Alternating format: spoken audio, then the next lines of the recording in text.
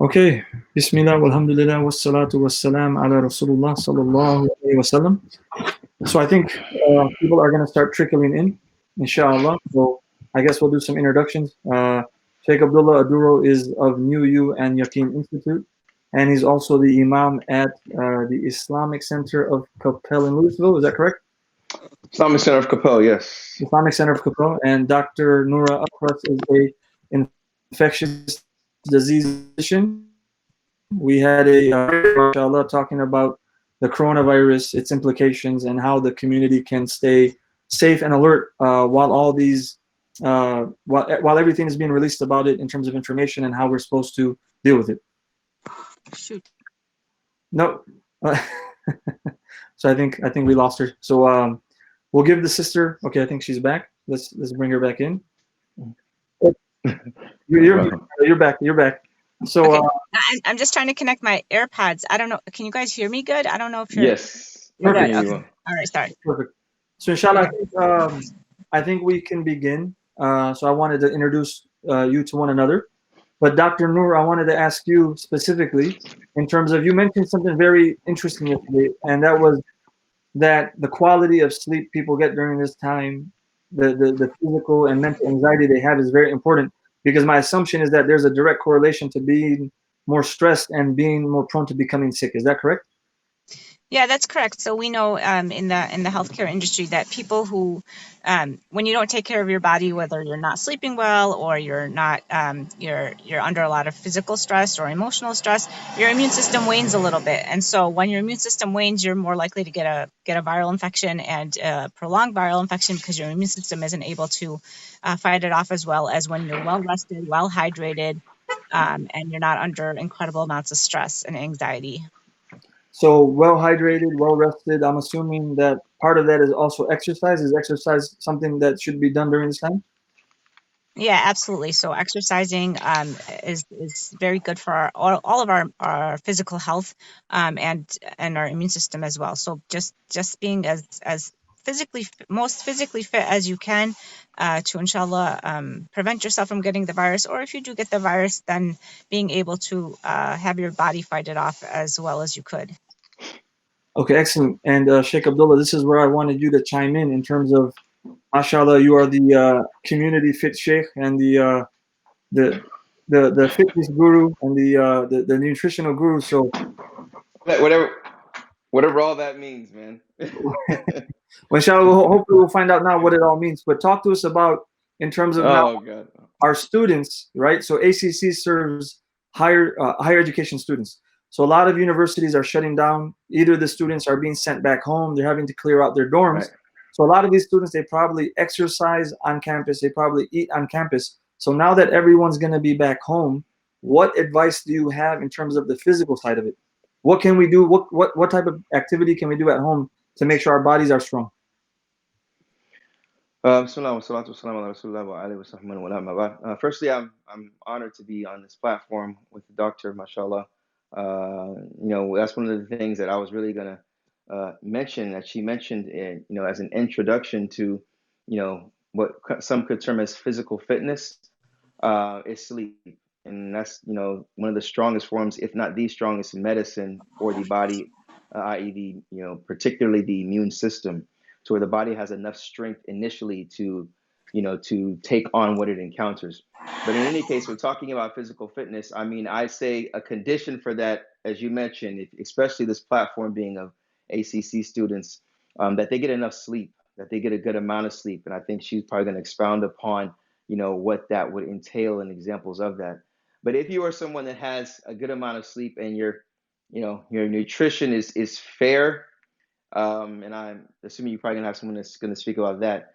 If you want to get into physical fitness, I would say if you're in your dorm room, I'm considering it's probably a tight room, probably two beds there, and if not, if you have the local gym.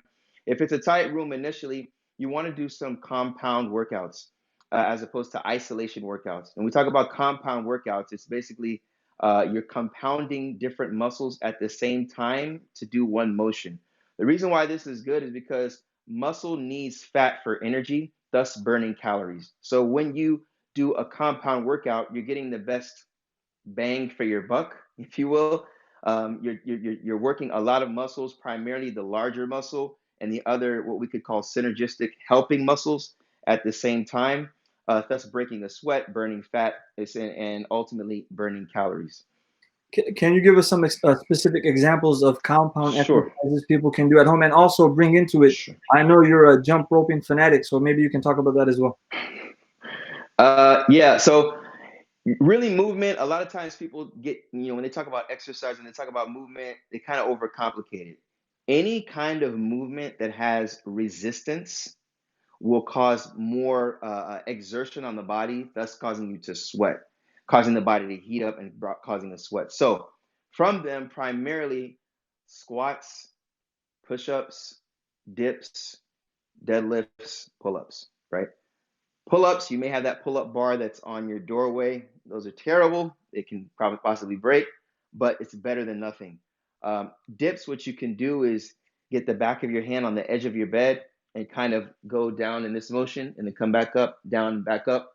You don't want to be too far away because it can put too much stress on your shoulders. Be kind of close to where your forearm and your the upper portion of your arm is at a 90-degree angle, and you go downwards and kind of explode back up. You do some of those. But I would primarily say squats is something that is very good, and we call them air squats. I mean, just you're not using any weight. With squats, you primarily want to be sitting back on your heels. If you cannot do that, and you're faster, you're not that much stretched to where if you were to squat down, you cannot go all the way down to the back of your heels. What you want to do is kind of sit on a chair, sit on a bed, something that's a little at 90-degree angle or a little below that, and then just come up and then go back down and then come up and go back down. Ultimately, what you want to do is be able to squat all the way down and then come all the way back up. So what you could do is you do that. You want to have your chest out, shoulders back, and then just come up for about maybe 10 to 15 reps. What I usually do when I go on a trip in a hotel, I'll do 20 squats, 20 push-ups, 20 squats, 20 push-ups for 5 sets, and I'm good. So you want to see where your level is with that. And with push-ups, the goal of push-ups is to be at a straight, kind of a straight, your back is straight in accordance with your shoulders. And you just bend your elbows downward. It's not putting your backside up. No, it's staying straight and just going straight down and coming back up, straight down and coming back up. So those are some primary examples. Again, squats and push-ups if you don't have anything else, and then dips and pull-ups if you can, inshallah ta'ala. And Dr. Noor, can you talk about this? For example, college-age students, usually if they're like from 18 to their mid-20s, there's sometimes this feeling of being invincible. So how should they be cautious when they come down with symptoms? And also, how should they approach their interactions with the older generation? Yeah, so thankfully the coronavirus isn't affecting young people as much as it is affecting old people, which is not to say that it's not affecting young people. There are still young people that are dying from the virus. So you're right. Young people tend to think that they're invincible, but we know that that's not true. So we still have to take our due diligence and wash our hands frequently, more than 20 seconds, especially before you're going to eat, before you're going to touch your face, because we know the face is the portal of entry for a lot of viruses. So when we touch our eyes or our nose or our mouth, for example, and we haven't sanitized our hands, that's a portal of entry or potential portal of entry for the virus. So it's really important to take those measures. And then in terms of, I was going to bring this up, and I'm glad you did on your own about interactions with the older generation or elderly grandparents and things like that. So, there's a lot of messaging to older people today to stay home and not go out, and to protect themselves from catching the virus and then potentially really bad outcomes. So this worries me a little bit because, of course, we do want to protect our elderly, but I also worry that they're going to be isolated in that way. So with a lot of kids being home from college because their universities are closed down, I think it's important to just think about, like, because you're going to have some extra time because you're not actually physically going to classes, maybe think about visiting your grandparents, but with a lot of precautions. So those precautions would be when you go to visit them. No hugging, no kissing, no handshaking, sanitizing when you go into their home, and trying to stay a 6-foot distance from them. But you can still maintain a conversation, sit in their living room or whatever, but within 6 feet away. That way you protect your grandparents, but at the same time, you enhance their quality of life because you're visiting them and you're keeping company with them. And inshallah, that will give you hasanat as well. So I think those are things to think about. So protecting yourself by washing your hands, but also visiting your elderly, but protecting them by keeping a distance and washing your hands when you go in, and making sure if you're sick, obviously don't visit them at that time. And feel free, guys, to ask questions to one another. Question for you, Shaykh, is there's a lot going on, there's a lot to manage, there's a lot to maintain, there's a lot to process. What are some of the Islamic guidelines that exist right now in terms of, I know we had a discussion earlier about the Jummah prayer and congregation, and then I also want you to talk about the element of, like, what element does hope and mercy play in all this? And if you guys don't mind, I'm going to turn off my camera real quick while you're answering that so I can plug in the laptop to a charger. Okay. You go ahead, Shaykh. Oh no, ladies first. No, mashallah. Unless you order me to go ahead, it's fine. I think it's important not to get despondent and not to panic and not to get hopeless. I mean, this is a very difficult situation. It's very unprecedented. Most of us have never lived through something like this, but maybe the older generation has lived through the 1918 Spanish flu. So we can talk to them if they're around and they remember that time period. But I think it's really important to keep hope and not panic and just trust in Allah subhanahu wa ta'ala that we will get through this, and just make collective tawbah and prayer that Allah subhanahu wa ta'ala protects our community and our loved ones and things like that. So it's really important. I think when we get despondent or really sad, again, I think that's probably bad for our immune system. So it's important to just keep ourselves uplifted and just remember that Allah subhanahu wa ta'ala is in control of everything. Right, mashallah, mashallah. No, that's great. I mean, I think it's important, for our creed that our belief in Allah and our connection with Him. It's interesting. I was telling my congregation a couple of nights ago. We hear the word aqidah, and the word aqidah comes from uqdat al-qalb, how the heart is tied. Because you say aqd nikah is like the binding contract that you have with the opposite gender to marry them, and we call that aqd. It's a knot linguistically. So your aqidah is how tight is that knot that you have with your creator. And from that are different manifestations of worship. From that is trust, love, awe, fear. So when we talk about trust in Allah is because ultimately we're uncertain of God and His characteristics. So the fact that we're uncertain of what's going to happen should increase our trust in Allah subhanahu wa ta'ala, because you have a choice. Either you trust in Allah and you say whatever Allah has written for me is going to happen, or you can panic, which panicking you have no ultimate control over, and it can only make things worse. So majority of the time. So what you want to do is take a step back and look at the situation. Is what's in my hands, what's not in my hands?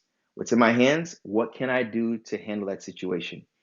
Within what's in your hands, what you can do to handle the situation is what Allah has put in front of you in order to do. So that's what we see, when talking about, all of us say, tie your camel and trust in Allah. As the Prophet ﷺ said. And then also, the beautiful verse of Allah subhanahu wa ta'ala when He mentions the statement, قُلْ لَن يُصِيبُنَا إِلَّا مَا كَتَبَ اللَّهُ لَنَا, that nothing will afflict us except what Allah has written. So whatever is going to happen is what Allah has already written.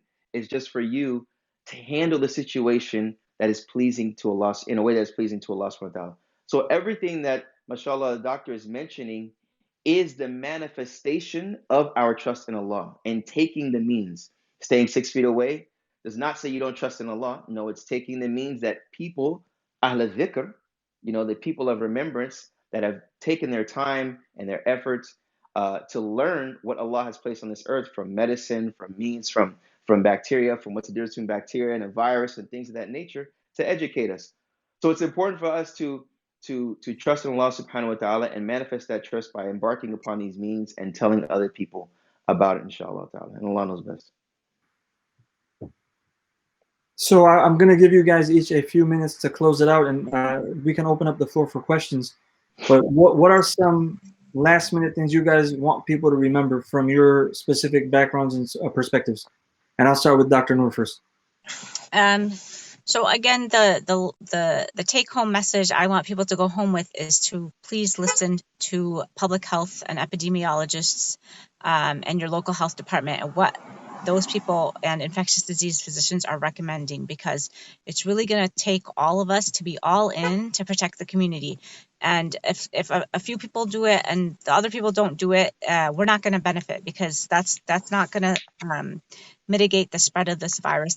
This virus is going to spread. We know that, and it's going to affect a lot of people. And if we don't help mitigating the spread, then we're all going to suffer the consequences when our healthcare infrastructure falls apart because we have too many patients that we're not equipped to handle. So it's really important to listen to your local health department. And if they're saying don't go to, gatherings of 100 people or more, don't do it. If they're saying we're shutting down the schools, then abide by that. If they're saying, please practice social distancing, then we need to do that. But we all need to do it. And it's, if a few of us don't do it, it's going to affect everybody else.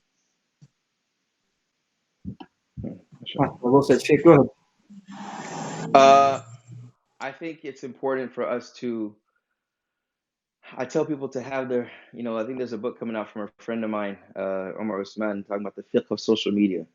I mean, there's a certain fiqh on WhatsApp, is a different fiqh and understanding of how to use Instagram. So when people are talking left and right on WhatsApp, please, please, please, as an imam that has, I'm on maybe 6,001 different WhatsApp groups, try to know when to answer. Maybe turn your notifications off.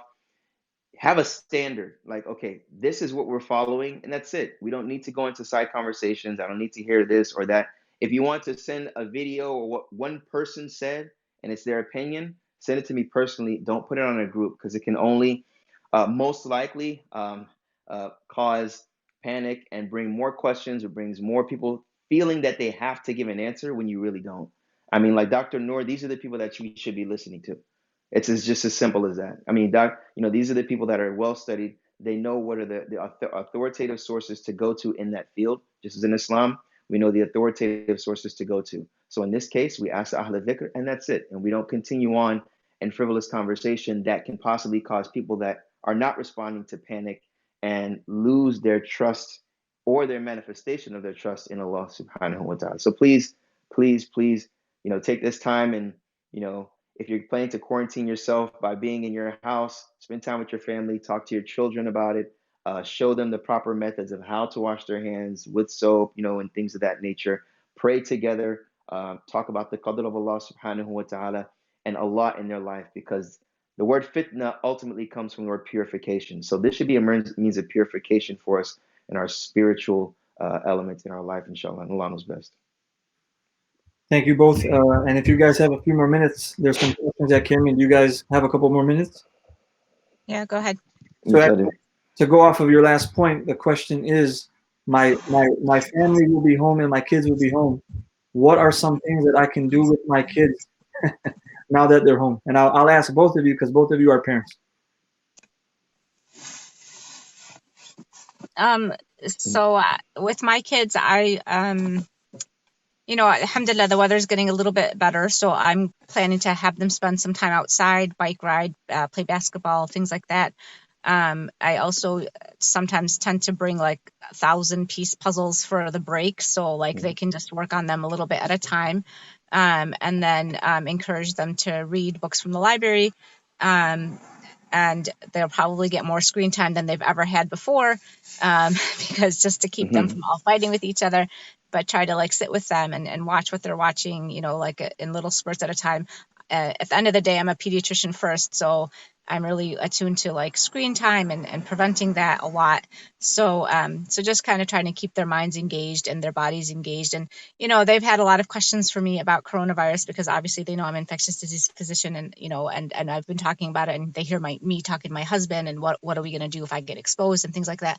So just having straight, honest conversations with them about what it means and that again, Allah subhanahu wa ta'ala is in control. And, for my kids, I tend to be reassuring to them because, kids get scared and they think they're going to die of the virus. But alhamdulillah, it hasn't really been affecting children so far in the pediatric data. It's not affecting children as the way it's affecting adults. So just trying to reassure them that if they get it, they'll probably get like a fever or a cough. And inshallah, in a few days, it'll go away. And just practicing what they know. I always tell them when they're sick, go to sleep, go to sleep, go to sleep, and drink. And this it's advice your grandma gives you. You don't need a physician to tell you. So these are just the kind of activities that as the kids are going to be off starting Monday, we'll be planning for them, inshallah. Yeah. And mashallah, I mean, really with myself, it's spending time with the family and the kids and kind of talking about what they're seeing and seeing on television or hearing one way or another. Kind of explaining what is quarantine, and even the khutbah I gave, talking about the ta'un of Amwas. It was called the Amwas ta'un that was in Palestine during the time of Umar bin al-Khattab radiallahu anhu, and how he was not allowed to go into Sham because there was a plague that took place at that time because of a hadith that he heard from one of the companions radiallahu anhu, which is basically a quarantine system. So kind of showing how even with washing our hands, how the Prophet sallallahu alaihi wasallam would do it upon waking up. Seeing how these sunan were already there with the Prophet sallallahu alaihi wasallam, and these means for us to take, such as the children, teaching them how to wash their hands. The Prophet sallallahu alaihi wasallam used to wash between his fingers. All of these little sunan that we may be aware of, but when it comes time to really, really implement it, to see how this was something that was there before, using that as a means to allow them to encourage them to hopefully appreciate the Prophet Muhammad sallallahu alaihi wasallam and the Sunnah, and seeing how this is an ultimate means of protection, inshallah, after the permission of Allah, from this disease. So kind of just sitting with them, talking about the qadr of Allah and the physical activity. I was actually going to take my son out in the backyard right now. I'm having practices his shooting in soccer because he shoots like a pass, and it's about time to show him something. So, and then after that, kind of box with my daughter in the garage. So like the sister mentioned, the doctor mentioned, just to stay busy with the family and educate them, primarily the children and those that are around you, inshallah. One question is, now that the students, for example, the students who go to middle school, high school, and older university level students are staying home, is this also a time for them to be able to pursue knowledge that they usually would not have time for, like Islamic knowledge or learning Arabic or reading the Quran, memorizing Quran? Any advice in that regard? Doctor, you want to go first? Or you want me to go first? No, go ahead. Yes. Yeah, definitely. I mean, really, it's there's a lot of things that I have on my Excel sheet of goals that I could kind of expedite a little when it comes to staying at home and reading. So without a doubt, I mean, definitely, reading on the seerah of the Prophet sallallahu alaihi wasallam, reading in his life, reading on, even books of, if someone is very studious and looking in the Shama'il of Muhammad sallallahu alaihi wasallam, his lifestyle, what he would do, the Kitab al-Tahara, and how, the aspects of the fitrah, and from just seeing, I think, appreciating the lifestyle of the Prophet Muhammad, peace and blessings be upon him, and seeing how it's tibb an-nabawi, right? How it is, medicinal within it, in it of itself, of some of the things that he would do. Definitely, I think this, it's being the second pillar of Islam, is increasing in their ibadah, primarily their prayer. So if they can do that, before Fajr, trying to at least put their hands into Allah and make some dua and pray, or to, make tahajjud, making 2 rak'ats if possible, and if not, at least making one, and witr, as they do in Ramadan, the last rak'at, doing that, and then putting your hands up and asking him to protect you, or even better, to make you pleased with what is predestined for you and others. That's what I think is very, very important, just for people to recollect and realize that, as Allah subhanahu wa ta'ala said in the Quran, وَمَا أَمْرُنَا إِلَّا وَاحِدَةٌ كَلَمْحٍ بِالْبَصَرِ. In our situation, our affair is not that except but the blinking of an eye. He says this lifespan is like the blink of an eye. So right before you know it, a coronavirus is here, and you have to do what you have to do. And we're literally giving reports by the hour. So it's real. So just taking advantage of your time and non-frivolous things. Dr. Noor, go ahead. Anything that you would like to add, please? And just I think also teaching your children to take this opportunity to appreciate things, because my kids tend to complain, oh, I don't want to go to school, I don't want to go to school, for the next week or 2, 3, 4 weeks they might not be in school. So to just no, seriously, to recognize Oh like yeah. there's ni'mah in these things, and don't take them for granted. And I try to remind my kids that there's people that can't go to school, and so they're going to feel what that feels like. And the Prophet ﷺ also told us to try to experience hardship, because you're not going to have the same the quality of life you always have. So if you grew up in an easy lifestyle, that doesn't mean your adulthood is going to be like that. So so it's important for our children to kind of experience difficulty and hardship, so that they know like what needs to be done, how to handle it, and parents need to model for them how to be patient and how to kind of find alternatives and things like that. So I think inshallah this is a good learning experience for our children also, so take advantage of that.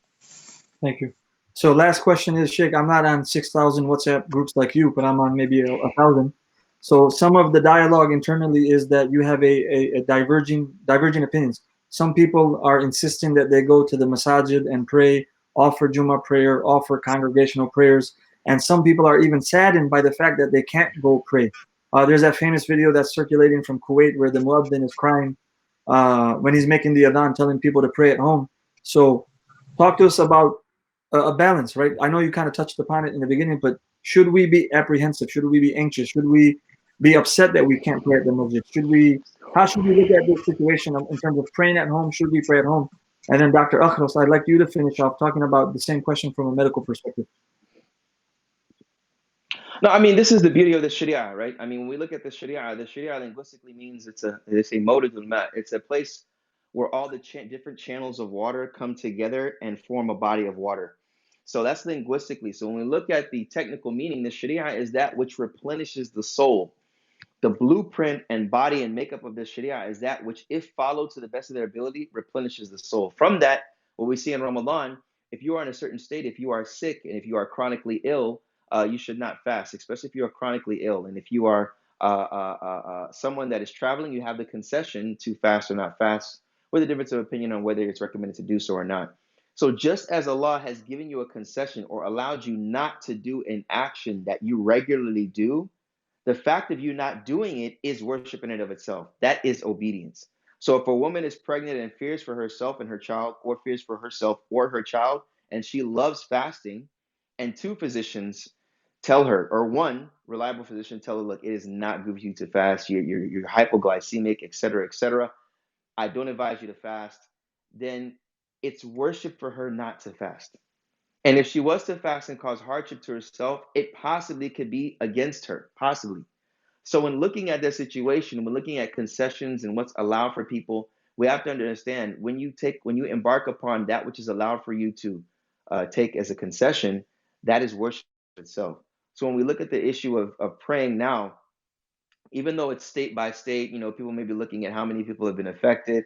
In some states, it's more, like we see in California, New York, it may be more people that are affected. Well, if the Prophet sallallahu alaihi wasallam mentioned that people that are permitted not to go to the masjid, that are, don't have to go. He said, except for those that have khawf or marad, those have fear of being attacked by an enemy, or marad, or sickness. So in this case, if with the people of Ahl al-Dhikr, the people that understand how sickness is spread, and the nature of them and the preventative measures, and from that is to stay 6 feet away and not to be in too much contact, no handshaking, things of that nature, then one should embark upon that. So one of the things that could prevent that is preventing contact with other people as much as possible. And Jummah is definitely that. Like I was telling someone earlier today, I said, if there's a masjid in a city where it's prevalent that coronavirus is spreading, for instance, and they don't shut down Jummah, even though everyone knows they shouldn't shake hands, they're going to go to their brother and say, Assalamu alaikum. It's just natural for them to do that. So for you to say, oh, brother, no, it may seem kind of awkward.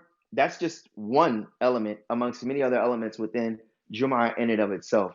So from the maqasid of the Sharia, and I'll end here, is preservation of life, and also, or that which could lead and assist to the preservation of that.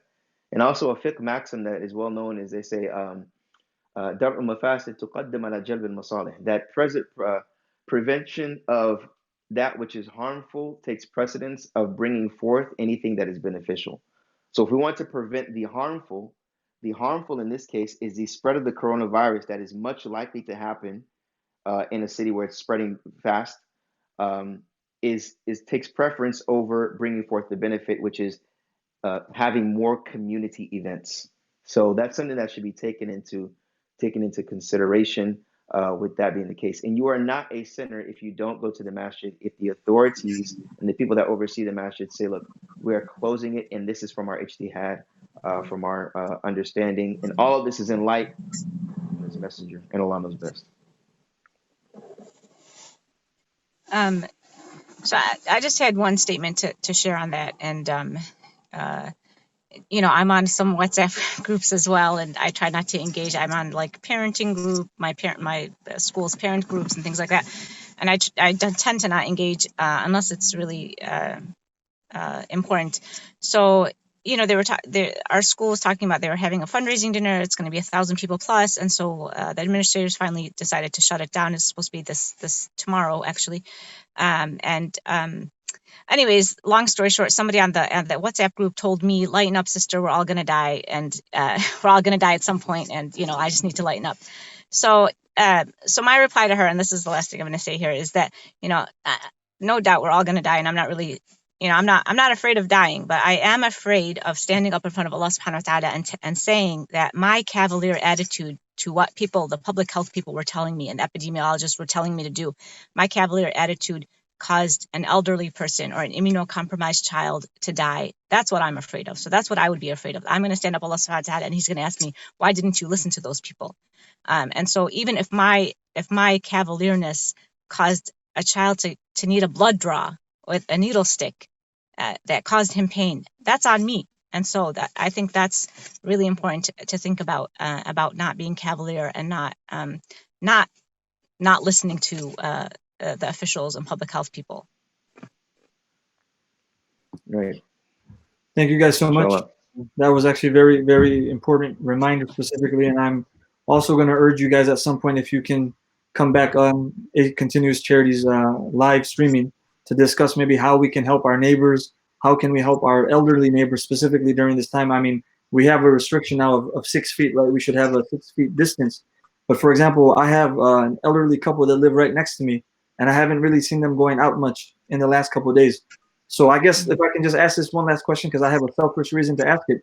How do we continue to help our fellow brothers and sisters in humanity, irregardless of what faith they practice or not practice, and continuing that Islamic tradition of just being helpful and kind?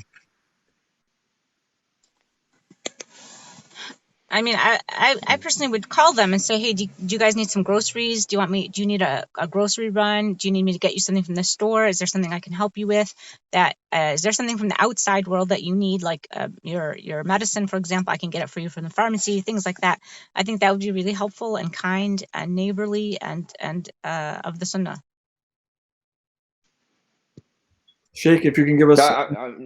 She kind of started off where she ended is where I wanted to start off, because when you said the neighbor, I was like, jar qabla dar, yani they say is the neighbor is before even your own residence. And the Prophet said, Jibril, Makana Jibril yusini bil jari, Mazal Jibril yusini bil jari hatta dhanantu annahu sayuwarithuhum. He said, I thought that Jibril kept admonishing me about the importance of the neighbor, to that he was going to give him a portion of inheritance.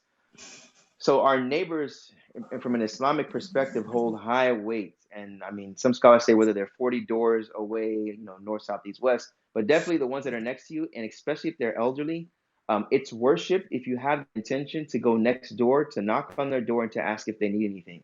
And if they say no, and you know that they do, go and get some extra hand sanitizers for them, 4 or 5 or 6 of them, whatever the case. If you know them for years and you know what they need, you may not even have to ask them. Just go get it and just knock on their door, leave it for them. If they need anything, prepare some food for them. Do what you can to help them, because, in that situation to where you're not able to move and function as they are not. So definitely, it's from the sunnah, as she mentioned, mashallah, to do that, and you'll receive a reward for it. And all of this, again, is within the qadr of Allah subhanahu wa ta'ala. But making the effort is what's important, inshallah. Thank you guys so much. I know you guys are very busy and you guys dedicated a lot of time to help our students and our listeners. So lastly, just plug your private channels, please. Doctor, if you can tell us where people can follow you, maybe you'll be posting updates. Yeah, so I'm on Facebook, Twitter, and Instagram. Twitter and Instagram, it's Noor Akhras MD, and Facebook, it's just Noor Akhras. Okay, and we'll share that in our comment section on this Facebook Live. And Shaykh, where can we see videos of you teaching us how to do 1,000 push-ups and bench press and squat? No, it's if you go to, I'm just getting used to the social media thing. So it's Abdullah, that's ABD as in David, ULLAH, and Oduro, ODURO. Social media, I think Instagram, it'll be the Abdullah as it was spelled _ Oduro. I have a Ramadan ready program that I'm going to be doing, challenging my son that I'm going to dunk the basketball before Ramadan, before him. And I'm going to show a couple of workouts and how to jump rope, inshallah, in the future. So stay tuned, inshallah. Maybe you should, now with everything that's going on, do some videos that show us how to work out from home, specifically, and that might be very beneficial. True, yeah. I was actually working on my garage gym. Inshallah, I'll be done by today or tomorrow. And I may do something like that, inshallah ta'ala. Sounds good. Jazakallah khair. Well, yeah. Thank you guys so much. And for our listeners, ACC is providing interest-free loans to university students so they can pursue higher education interest-free. There's no catch. There's no secret fees. Please follow us, like us, go to our website, acceducate.org, learn about what we're doing, and hopefully you guys can contribute through mentorship opportunities, through teaching our students, through your advice and volunteering. Thank you guys again, and hopefully we'll see you guys next time. Assalamu alaikum. Jazakallah khair. Assalamu alaikum. Thank you. Salam alaikum. Jazakallah khair. Assalamu alaikum.